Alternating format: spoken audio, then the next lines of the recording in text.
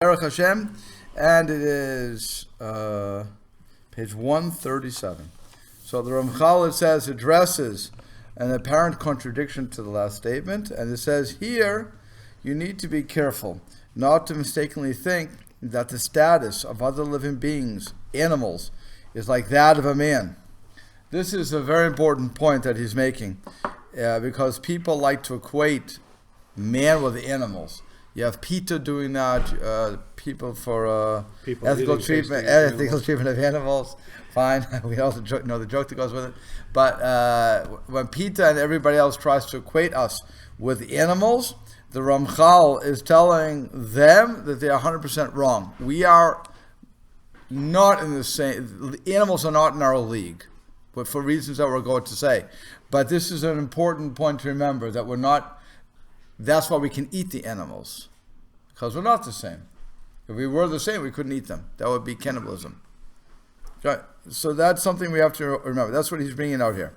So then he says, for the life force found within animals is of a physical nature only, albeit of the most subtle of physical manifestations. A similar phenomenon is also found within man, from the standpoint of his being a living creature, but notwithstanding all of this, man has an elevated soul, which is a type of creature of its own, completely separate from the body, and is very far removed from it. It is this soul that enters and becomes joined to the body through the divine decree, which means that it's forced into that situation for the purpose we have mentioned in the previous chapters, namely to bring us to a higher level. So he says, let's just go back to notes 27, 28. He says, even though the verse in Bereshit states that Genesis states that all living creatures have a nefesh chaya. This is what gets people, because they're looking at the Hebrew, and rightfully so, they translate nefesh chaya as a living soul. Oh, so that proves that animals have souls. Everybody's happy, tremendous. It says no. That soul that we're talking about there is merely the life force, a manifestation of the physical bodies, and itself is of physical nature. So that nefesh chaya does not mean it has a soul like you and I have a soul. And he says also it's common for both animals, this nefesh is common to both animals and humans.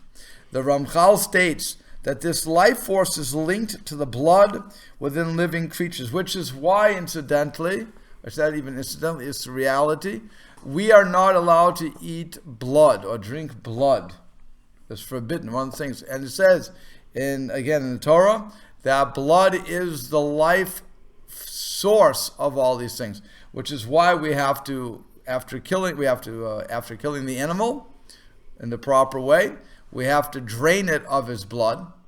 We have to wash off, for kosher, we have to wash off, when you cut the meat and break it down, as it were, break the animal down, you have to devein it. That's where the blood is. So you want to take those veins out. Then you want to soak the meat for a half hour to make it malleable and get the surface blood off. Then you're salting it with what we call koshering salt. It's a thicker salt, and it's not the salt you would use on your that you use for spicing up. That would melt into it. But you put in a thicker salt. That you put that on the meat and let it sit there for an hour. That's going to draw out the remaining blood. Then you wash off that salt, and that salt you're not going to use that salt. It's disgusting anyway. But you wash it away, and that salt goes. At that point, the meat is kosher. Now you're going to argue. Anybody who cooks meat, everybody here eats meat, hopefully. Oh no, you guys, okay. So, but you do. You ate meat before. Good. So when you're cooking meat, what happens? Everybody says, "Oh, it's bloody." Sorry to disappoint everybody. That's not blood. That's the gravy that's coming out from the steak or whatever you're making. It's not considered blood at that point. It's because you removed all of that blood. Unlike if I didn't go through the koshering process, I very well may be eating blood. I don't know what I'm eating. When people just slaughter it and they hit it over the head or whatever they're doing, the blood gets coagulated very quickly in the body. So it's not, you can't get it out.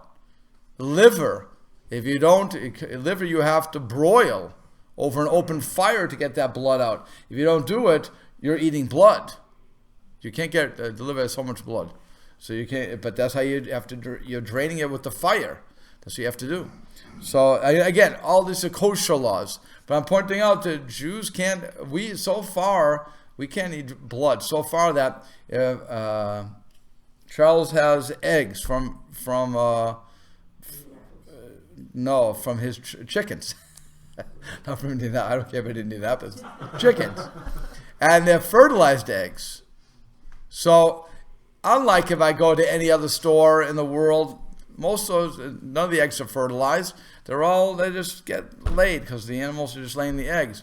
So, and there's no roosters running around. So if I find a blood spot in those eggs, I'm obligated by rabbinic law to throw it out because you don't want to look the wrong way. But when it comes to Charles's eggs that he gives, biblical. You have a biblical headache here because they are blood. It's really blood. You're looking at a blood spot. And as a result, not only the blood spot do I have to throw out, I have to throw the whole egg out. And if that egg gets mixed in with other things because I'm being lazy and just cracking it, I have to throw everything out. So it's because we're not allowed to have blood. Which, by the way, sorry? All right. Which is also the craziest thing because one of the canards at the Christian church, and now the Muslims are throwing it against us, is that we use human blood. We kill children to use their blood to make matzah. Are you crazy? We're not allowed to have blood at all. Why would we do something like that? It just goes. That's why. And it was a canard. I mean, they killed. They set pogroms over this. In Europe, it was all over. Supposedly, they're not doing this in Iran. I'm saying. Yeah. Right? I used to, when I was teaching this in history. I don't know how the Muslims got it from the Christians, but the Muslims. They communicated. Yes. For that they communicate. The enemy of my enemy is my friend. Okay, but it's when it came down to that, when I was teaching in my schools, I used to have a Hebrew school. When I was the principal, I had to teach. And so I would teach Jewish history to the kids. And I would always ask them, when do you think because we're reading blood libel was in 1000, 1096, whatever the case was. So I said to them, because I just saw it on the internet that day, it happened to be. So I said, when do you think the last blood libel was? So they all were guessing, 1200, 1300. I said, nope. It was just this year, just yesterday. It was on the computer. And the Muslims are now using this. And people believe it. That's the craziest thing. Again, I'm telling you that we're not allowed to have blood of any type. And yet that canard, that lie, was sold and sold and sold and sold. I don't know how they got away with it, but we were the weakest of the group, so that's how they got away with it, period. But why they came up with it, I have no idea. It goes totally counter to what we're talking about. And that's what he's bringing up here. And the reason we can't is because it's a life source. Okay, went on a long way to get that, but you have to understand that that's what he's bringing out here. But this is not the same as the soul that is unique to man. Again, that nefesh, we're talking about animals, is not what's unique to man. Rav Chaim Friedlander cites the Rambam, who writes that even the life force of a human is different and more delicate than that of an animal. However, it is still considered of a physical nature, as can be seen from the fact that even a very wicked person who has cut himself off from any connection to spirituality has that life force. If that is his argument is, if the soul, if this nefesh is really the soul, then a person who was very wicked, who's cut himself off, would instantaneously die. It's a lie. We see many wicked people running around. That's how it is. Hitler, Yamach Shemo, ran around for years. And Mussolini and so on and so forth. What's his name? Chelmnitsky. Chelmnitsky he killed thousands of people. He was running around. You have the Boston Strangler. Did he die yet? I think he finally died, but I don't know. He was in the 1900s, so I think he finally died. He was an old man when he died. But you have all these wicked people. That's his point. If all these wicked people are dying, they've cut themselves off. If they cut themselves off, they no longer have a neshama, so they should instantaneously die. So clearly it's not, and that's what he's saying. It was not this. We're different from animals, and that we have a neshama, they don't. Okay, and the soul, neshama, for lack of better terms, is how we translate it as soul. But let's understand, neshama is different from nefesh. That's the point. Nefesh is that living soul that we all have, that animals have. Neshama is special to humans. Okay, so we can just keep those two terms straight. We'll be able to go with this. Okay, so now next page. And also, he says it was only through divine decree that the nefesh, the neshama, and the body come together. Why? Because the neshama is the heavenly part, the spiritual part, while the body is the physical part. So normally those two don't mesh. It's only by divine decree, which it says without divine decree, there would be no way for the neshama to remain bound by the physical body. That's how it works. Let's continue. So before continuing to elucidate the various elements within creation, the Ramchal introduces a principle that will govern his description of the spiritual world. He explains that the physical created beings are known to us, and their dictates and natural properties as a whole are well known. Because why? Because we can sense them we can perceive them with our senses.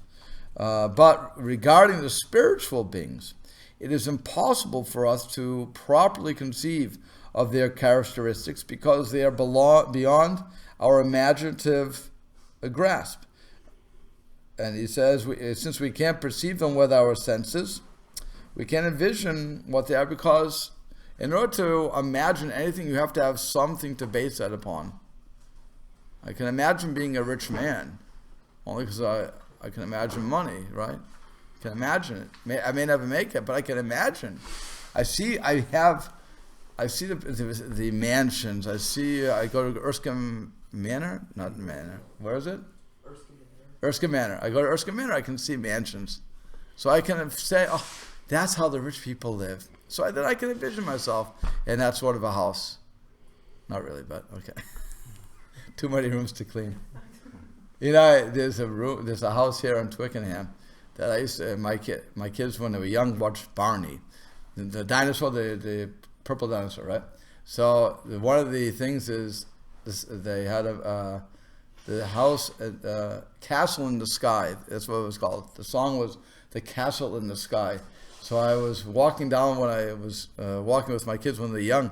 I said, because it's a beautiful house up here, a nice mansion. Well, I don't know if you call it a mansion, but beautiful home on Twickenham, up the hill. I said, see, that's my castle in the sky. They all understood it. But it was really, you looked at it, you said, wow, can you imagine living there? Forget the heating bills, forget all these bills. But just to be able to live there, I mean, the house must be worth over $1 million. At least in my mind it would be. But that's, you can imagine that, but I can't imagine what it'd be to be a malach, to be an angel. That I can't imagine. I don't have any concept of that, except for Michael Landon, maybe, from that show. You guys are too young for that, okay. But you don't have very young. Maybe you can still. He's dead. No, I know, but the show's still. Oh, okay. He really is an angel now. Okay. Okay. So we will therefore only relate to them and their characteristics based upon tradition that is within our possession. And he says, although the Ramchal wrote previously that our knowledge of Hashem can be confirmed through scientific analysis when it comes to the details of the spiritual realm, we must rely upon our tradition. Science is limited to the physical world, which can be observed with the senses. In Hayikarim, the Ramchal also writes that we are aware of the existence of the spiritual realm and some of its concepts through our tradition from the prophets and Chazal, the rabbis. Rabbi Chaim Friedlander cites the story of a famous surgeon who declared that he had dissected a man from head to toe and did not find the cadaver's soul. A soul is just, you can't identify. A neshama, you can't identify, you can't see it. We only go by what our tradition tells us at that point. We're stuck. Just like Gan Eden, the Garden of Eden. Just like Gehenna, the Valley of Hinnom, which is where they burn children. And that's what we consider. It's not hell. From what I understand, it's not hell. How do you translate Gehenna? Purgatory or hell? Purgatory. Okay. So, like I was saying, because you get out of there. That's how we define it. Right. Because we get out of there. So I'm just trying to figure out the English terms for these things. Okay. So the Ramchal begins with an explanation of the spiritual elements of creation, beginning with the supernal forces. And here we're getting into dividing the spiritual being into souls destined for man and humans and transcendent beings. He's going to subdivide the second group for transcendent beings into cochot, which is powers, and malachim, angels. And now he's referring to angelic messengers. I don't know how these, again, all these terms in Hebrew, whenever we translate them, we're limiting them, which is why I don't like to translate so much when it comes to these things.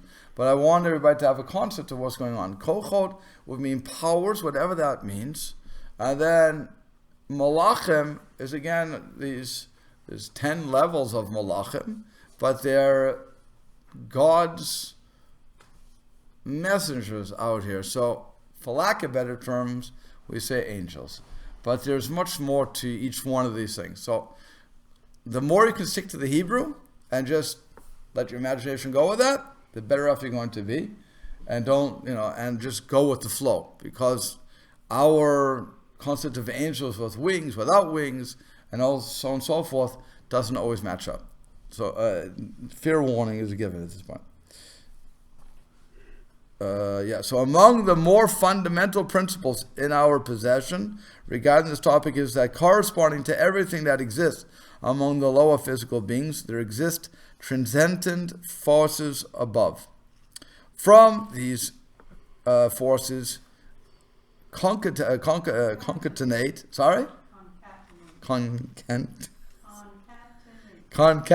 is easy for you to say, which means, by the way, is linking or joining in the form of chain and series, and that would become important, and materialize in one system of concatenation, so that the wisdom, that the divine wisdom has decreed, these lowly creatures, both they themselves and their occurrences, So he says in 39, both the existence of each physical object and everything that happens to it evolves from these cochot in the spiritual realm. That is, Hashem did not simply create physical beings without any linkage to the spiritual world. He created everything in this physical world as a product of some spiritual force in the spiritual realms. This will be elaborated later. It should be noted that this does not mean that every physical object in the world has a corresponding spiritual component within it. We have learned that only man has a physical body with a spiritual component, the soul. Rather, every physical being on earth is totally physical, but with a spiritual source above. And it's going to be very interesting as we go through this. Consequently, these forces are the root source of these physical lower creatures on the earth, and the lowly creatures are branches and the emergent products of these spiritual forces, and they are joined together, joined one to another like links in a chain. That's where he was saying before that these forces concatenate and materialize, because they're going to be in one source. So again, if you go to 42, he says these cochot do not produce their corresponding physical beings on earth and then detach themselves from the beings. Rather, the spiritual and physical beings remain joined together like links of a chain. These cochot apparently are transformed step by step, becoming less spiritual and more physical, until they reach the stage where they evolve into the physical beings that we recognize. This is why the Ramchal uses the analogy of a chain with links rather than a solid rope.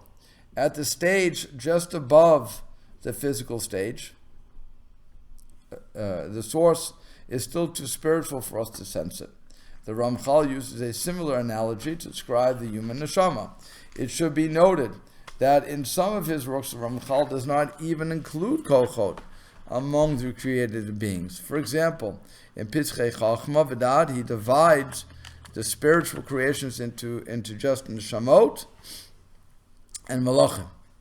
This follows his explanation, Klach Pitzchei Chachma, that the neshama is a created being, not godly, where the cochot derive from the thoughts of Hashem's will, whereas the cochot derive from the thoughts of Hashem's will, and consequently do not have any form.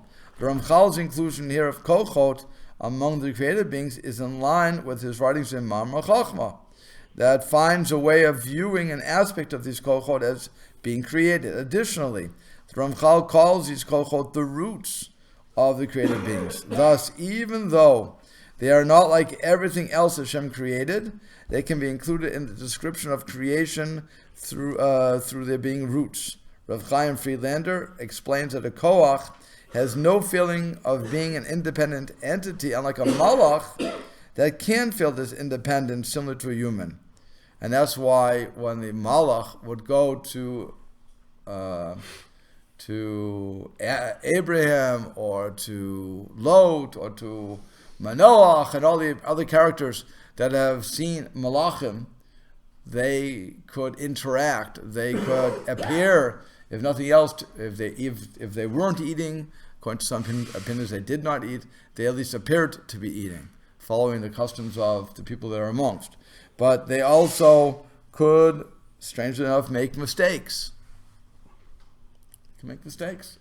And that's why if you go to the story of Sodom and Gomorrah, Sodom and Gomorrah in English, but Sodom and Gomorrah is how it's really pronounced. It's the angel said to Lot, "You need to leave, or we won't be able to destroy the land until you leave." So then it has to change. The very next 2 verses later says, "We can't do it because God said so." And what happens? So the rabbis explain that when they first said we can't destroy it until you leave, is because we're not going to. We were told to free you, but we have the power to destroy. And then God says, "No, you have no right to say that. You should have said that God won't destroy it until you leave." So because you were acting arrogantly, which is interesting for a malach to be able to do that, but it shows that they have some sort of independence, and therefore they can make mistakes. God smacks them pretty quick, unlike us, where He doesn't smack, thank God, so quick. But the malach, one pasuk, one verse later, he's smacked already. But it's the way it is. So that's what he's saying, that they have the koach has none of that, but apparently the malach does have this sort of independence. So, where do we get to? That was... Okay. So having explained the relationship between the spiritual forces and the physical beings, the Ramchal now concludes with the role of other spiritual beings, the malachim. He said, we have a further tradition in our possession. Again, there's no scientific way to prove this. That's what he's explaining. Whenever he says tradition, it means we can't prove this scientifically. That for each individual and for each occurrence among these lower physical beings were appointed spiritual ministers from the class referred to as malach that we mentioned above. And their task is to sustain that individual or occurrence in the lower beings in accordance with its nature. Now here's a great thing we have to remember. In 46 it says, thus, while the physical beings and their occurrences evolve from the cochot, those beings and their occurrences are sustained by the malachim. It is referring to these malachim that the Midrash, the explanation of the Torah, states, now this is hard to believe, but it's something that I always tell my kids too. There is no blade of grass that does not have a mazal in heaven striking it and saying, grow. A mazal normally is translated as a constellation. The mazalot, the Gemini and all these astrology. That's what a mazal normally is translated as. But what it's saying here is every single blade of grass, go count them, In South Bend, I think they do. Okay, every single blade of grass has a malach, as it were, saying grow, grow. That's why when they used to ask me, is there such a thing as a tooth fairy? I say, no, there's no such thing as a tooth fairy. Tooth malach. It's a tooth malach, and it says, grow, fall out, don't fall out, whatever it's, you're supposed to do. But that's what it is. So yeah, yes, a tooth malach. I have no problem with that. If a piece of grass can have a malach, certainly the teeth can. I always wondered if that's where it came from, but who knows? I mean, I never did the research to find that out. But you have this midrash is very powerful. That every single thing in this world doesn't have a soul, but there's somebody, there's malach, there's God appointed something, whatever you want to call that, to tell this thing to grow and ultimately to die, so on and so forth. Everybody's cool with that? No. No? Told to grow too much in my garden. Oh. the weeds. That's why, because God's trying to tell you mow. I tell you grow, you tell it to mow. Okay. You didn't hear that order yet. Okay, fine. They further serve to initiate whatever changes are appropriate for the lower beings, according to the divine decree. Accordingly, while the supernal forces are the actual source of all things physical in this world, the malachim serve to sustain them and direct them according to Hashem's will. So again, these he says the spiritual. Two things. In addition to maintain the natural events that occur to the physical beings, the occurrences. So that is the malachim also initiate changing events that befall the physical world, and these spiritual servants do not have any decision-making ability. They are merely Hashem's ministers for implementing His master plan for the world. And then he says, so if that's the case, how can a malach make a mistake if he has no free will? He says, see another book for that. So he is already identifying that. Wait a second. On one hand, we say they have no free will. On the other hand, they have free will. So how can they make a mistake? They made a mistake. What is the problem with free will? I've said this many times. We all have free will. That's what we all claim. We all have free will. Right? Problem is, our free will is predicated on the event that we're unsure. When we're unsure, we have to, hopefully, we choose the right way. What's the right way? Torah, thank you. That Torah, whatever the Torah says is good. Bing, bing, bing. You got the ding dong. No. But you got the right answer. If you follow Torah, you're all safe. But if you don't follow Torah, you go on your own thing, you're going to be wrong. The odds are you may be right. You have a 50-50 shot. But it's here, if they have no, the malach doesn't wonder whether or not God is here. There's no doubt in the malach's mind. The malach was sent by God. If my boss is sending me to do something, he tells me exactly. I'll use this one actually. My wife went away one time. She went on vacation. It was the only vacation she had in her life, I think, since she was married. And I had a baby. We had a baby, and then my other two kids. But my youngest was a baby. My wife wrote down instructions because she didn't trust me for exactly when to feed the baby, what to feed the baby, how to do this, how to do that. I said to her, I went through two others. What's wrong? No, I don't trust you. Okay. Literally wrote it out. And she gave it to me. And I went home to my mother and I said, Mom, look what she did. But, it was amazing. There was no free will. There's absolutely no free will in that situation. Do this or I'm going to kill you, basically. That's what it was. That's a mother, even for the third kid. That's a mother. But that's what God's doing. I knew that this what I had to do. I obviously had free will, but that's what God is saying to these malachim. You know who's sending it to you. It wasn't I had to wonder what my wife was really saying. She wrote it out. So the malach is told by Hashem what to do. There's no free. You have free will. Like we all have free will. I could have thrown it away if I wanted to pay the consequences. But who wants to do that? So the malach doesn't want to do that either. But still, no, if that's the case, how could they have made the mistake in the story of Lot? And so on and so forth. So again, that's a story. We're not going to get into it, but there's clearly a question that he answers in Das Tevuna. Okay, let's go on. So now, the Ramchal elaborates further on the connection between the spiritual and the physical realms. He says, indeed, the primary reality of the world and its true state of existence is to be found in those supernal forces. And he's saying, until now, we have learned only that the entire creation is divided into two types of beings, spiritual and physical, which are connected to one another. Ramchal now adds that the primary reality of the world and everything that occurs within it is found in the spiritual realm. And he says, and what emerges from them is what we observe in the lowly physical beings. Again, he's saying the physical world is only a product of the spiritual realm. There is nothing in the physical world that does not have a primary source in the spiritual realm. Friedlander explains that the physical world is like an outer shell to the inner spiritual realm. And so he continues, says, this applies to both what existed from before the creation and to whatever changes are initiated during the course of time.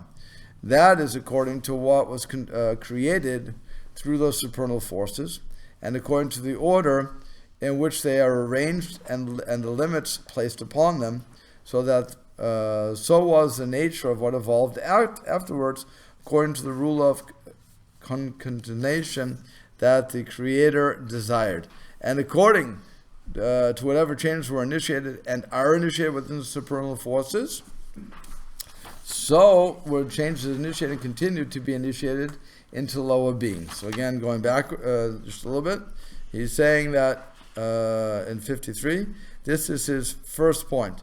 Whatever emerged from those cochot is rooted in those very cochot from the beginning of creation. The Ramchal will next explain his second point, namely that any changes that occur are initiated from those cochot. Thus, the lower beings are the mere exterior of what is the existence, of what is the essence of spiritual reality. Okay.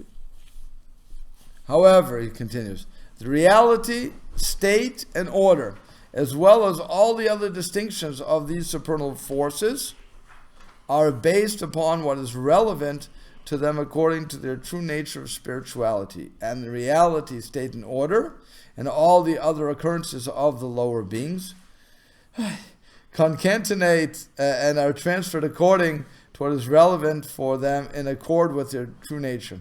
Okay. It's amazing that when they come up with these words, which just means again chains, they're linked in chains, linked together. I mean, okay. So the Ramchal uses the term occurrences for the physical world instead of distinctions, which he used for the spiritual world. Perhaps this is because the purpose of creation is intended for the physical world, where man faces changing opportunities for connecting himself to Hashem. He thus refers to the occurrences of this world, which is most reflective of a physical changing world where the goals of creation must be fulfilled. So we have a lot of ways to connect. We just have to recognize them and take advantage of them. If we don't, then we lose out that chance, that ability. The Ramchal thus concludes this section by explaining that everything in the physical world evolves from a corresponding source in the spiritual realm, and their actual workings are a manifestation of the source from which they concatenate. Thank you. Sooner or later I'll get that word. The Ramchal will elaborate on the transformation from the spiritual sources to the final physical products below. And that's it. Fine. So, that was 57. Did I finish that? And the start of this all is Hashem, and if he stops thinking about us, it all disappears. Okay, good. Right? Sorry? The source of the cochot is Hashem, and yes. if he stops thinking about us, it all goes away. Correct. The minute God takes his mind, as it were, his mind off of us, we no longer exist. Nothing exists. That's the point. But God doesn't have a mind, so thank God that he can't. Be distracted. You're right. Get distracted. Right. That's a good way to say it. There's no such thing. What God does, he hides himself from us. The reason, and why does he hide himself? We already learned this. Why does Ramchal say He hides himself from us. We sin, we do evil. Right. So so who's really doing the hiding? We are. We are, because we're causing the distance. So when Hashem says in the Torah that when you turn away from me, I will turn away from you, he's telling us what's happening first, that we have to turn away from him. And once that happens, so then Hashem hides, quote unquote, hides his face, but we are really the ones that cause the action. And of course, all we have to do is reverse that, and then God turns toward us. So it's really a very interesting concept that is all on us. And we can delude ourselves into thinking that God hides himself, God isn't here, whatever the case is going to be. God's not really looking. And where does God do that in the Torah, by the way? Where does God hint to that in the Torah? That he lets people assume that he doesn't know everything. Any place. It's a couple places in the Torah. But where do you think that is? That's familiar though. It's familiar? If you go back to the story of the Garden of Eden. What is... Oh, with when Cain killed Abel. Before that, I said the Garden of Eden. You go, and what did Adam do? Adam ate from the fruit. And what does God say? Famous word. What have you done? No, Ayeka. Ayeka, where are you? And so Adam said, he doesn't know. If he doesn't know that, maybe he doesn't know other things. And that starts the whole thing off. Whenever God, and what is he really saying? Ayeka, beautiful thing from the Baal Rebbe. No, the Baal Shem Tov, sorry. From the Baal Shem Tov, he says, Ayeka, what is God really saying to us? Where are you? Where are you holding? Are you with me or are you against me? It's a very nice statement. It's not just a simple, where are you? But where are you? Every Jew should ask themselves, he says, where are you today? Are you following the Torah or are you not following the Torah? Very strong statement from the Baal Shem Tov, So one of the Hasidic leaders. Was, Sorry? well, Esau was going to say that he was asking where his brother was. Of course he knew, Right. But But he thought he didn't. Exactly. Yeah. He thought he didn't. Right. Once you say, where is Abel, your brother? His answer, by the way, if he would have said, I don't know, it would have been better off than saying, am I my brother's keeper? Which of course was sarcastic. And the answer was, yeah. So, but that's also, you're right. That's another thing where God is allowing us to make that mistake. If we really want to believe that God doesn't know something, we can make that mistake, but we have to pay for that. Okay, so then now on 145. So according to this principle, the Ramchal states one exception to this rule. According to this principle, the beginning of all forms of existence is rooted above, within the supernal forces, and culminated below in the lowly physical beings. Similarly, the beginning of all changes that are initiated is from above, and they culminate below in the physical world. And so he's talking about, these are the cochot. He says the Ramchal has just explained everything that occurs to physical beings in this world is rooted in the cochot above. Fine? Now the next hit. He says, however, there is one specific matter that is an exception to this rule, and that is what relates to the free will of man. And 60, he says, this is the extraordinary nature of man's being a free-willed being. Unlike everything else in this physical world, including all of man's functions, man's freedom of choice is not dependent upon any force, including the divine forces from above. Nothing can control our free will. God wanted us to act the way we're going to act without any coercion on his part, as it were. So the cochot, all these malachim who are telling the grass to grow, it may tell by teeth to grow, I don't know, but it may say the hair to grow, but it's not controlling me. I have the right, God gives me, it's a God-given right to make a choice. And what God does do, though, it throws a whole bunch of circumstances at us, and we have to just deal with that. That's not my choice. Well, how many cars get stuck on the highway? What's if the train's going to cut me off? All these things. If I go for the plane and it's late, that's not on me. My reaction is what's on me. What do? Am I a mensch about it? Am I, how do you say mensch? A gentleman. Am I a cultural gentleman about it? Or am I a bolvan, a bull in a china shop? These are all Yiddish words I'm trying to translate really quickly. Bolvan is a boar. Thank you. So I knew the words, but I can't. When my mother was using them, she didn't translate it for us.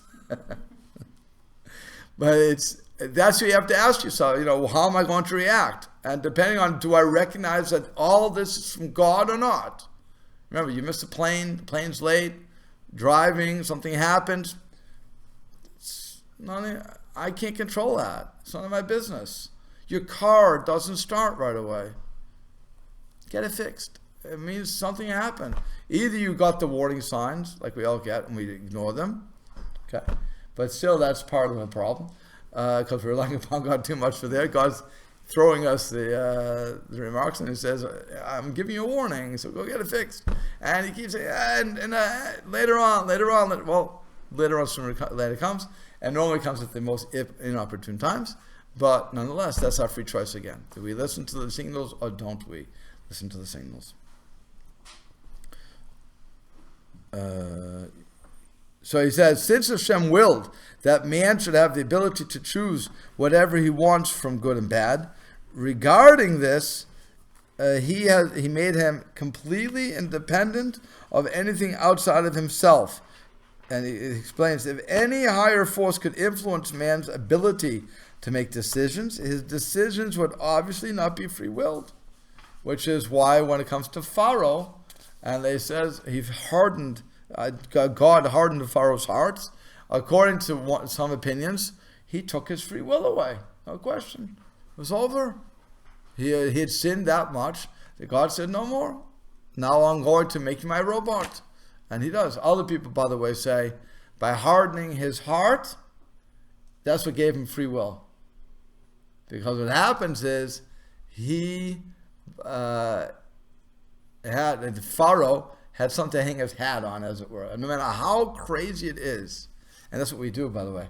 If you think about it, when we're in the situation, sometimes we just grab onto anything. It's like the guy in the middle of the ocean who's about to drown. He grabs onto a stick. He's going to drown with that stick anyway. He knows it's not going to help him, but he still grabs onto it. Why does he do that? Because he deludes himself. So the same way that if I see something happening that logic would dictate, I have no control here, and that this is all from God, logic would just dictate as God. But I don't want to believe it. I'm going to grab onto anything out there, no matter how ridiculous it is, and I'm going to say that's good. And that's what it means when according to some opinions, when God hardened Pharaoh's heart, He gave him that stick to hold on to, so that into the very end, to the death of the firstborn, he had total free will to say, let him go. And only until it was over does he lost, because he used that free will. Like I said, that's the opinion. By saying he hardened his heart, he had to give him free will. Because of that was his free will. He had to let him have something to hang his hat on. So it's interesting. But that's what God always wants. He always wants the free will. On the contrary, it says, I can't turn the page. On the contrary, Hashem empowered man with the ability to affect the world itself and his creatures according to what he willfully chooses. So thus, not only is man independent of any higher force, he has the ability to actually affect those cochot through his decision making. The Ramchal explains that the entire creation is interconnected like gears in a clock to which man is attached, so that when man acts, it affects the entire creation. By the way, don't let Rush Limbaugh see this, because we do make global warming. According to this. No, I'm not kidding. I did to you. But we affect creation. The truth is, we do affect creation. No matter what we do, we are affecting it, which is why it says in the Torah for the land of Israel, it says if the Jews follow it, that's in Deuteronomy. If the Jews follow the Torah, the rain will come in its proper season. If not, not. And it's only for Israel that's applying. It's not applying everywhere else. But it also says that the whole land, the whole earth, is fed off of Israel, the land of Israel.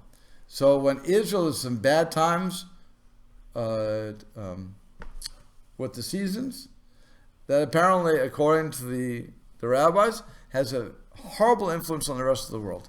So it would be interesting if we would, we have records like this. It would just be interesting to note how much that works into our system. But it's, is it just spiritual or is it physical? That's what I'm saying. Clearly it's true, but the question is it just a physical or spiritual thing? So it's, but it's something that we would argue that we actually do have an effect because of our actions, not our carbon emissions, but our actions, if we're following Torah or not. That's what affects. See, that's what I'm saying. The global climate people are wrong. It's not our carbon emissions. It's the fact that we're not following Torah. That's what's getting the system off crazy. That's why, where's the drought? The drought's in Texas. That's why Texas is having such a headache, because we're not following Torah. Follow Torah, everything goes back to where it should be going. Leave me alone with the fracking and all these other mystery gossip people talking about. It's a simple procedure here. Rabbi, the droughts are in California, in that area. It's also Texas, though. Oh, really? Yeah, Texas had a big drought. They just had rain in Dallas this year, but Texas is, they're already 90 degrees. So, but you're right. California is another place that is always, every year they have the forest burning. Every year, they don't know. I don't know. That seems to be like they should be able to predict that already. Water the place down. But okay. And so we'll stop here, actually. We'll stop on page 146.